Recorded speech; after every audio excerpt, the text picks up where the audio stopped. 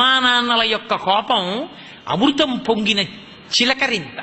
అందుకే తల్లిదండ్రుల కోపంతో మాట్లాడినప్పుడు అర్థం చేసుకోలేని కొడుకు కూతురు ఘాతకులు, వాళ్ళ జన్మకి ప్రయోజనం లేదు. తండ్రి కోప్పడితే తన కోసం కోప్పడ్డావు, బిడ్డ వృద్ధిలోకి రావాలని కోప్పడతాడు. అందుకే ఈ లోకంలో కోప్పడినా కూడా ప్రసాదంగా తీసుకోవలసింది ఎవరి విషయంలో అంటే ఒక్క అమ్మా నాన్న విషయంలోనే.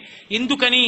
అది దిద్దుబాటు కొరకు తప్ప, వాళ్ళు బాగుపడాలని తప్ప, వాళ్ళు పాడవ్వాలని కాదు. తల్లి కోపాన్ని తండ్రి కోపాన్ని వక్రీకరించి చూపించి మేం పెద్దవాళ్ళమయ్యాం మీరెవరు కోపగించుకోవడానికి అని అడగడం సాహసం.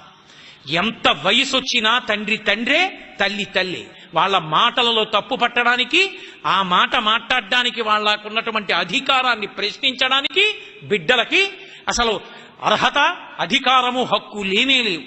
అంతటి గొప్ప దైవస్వరూపం అమ్మ.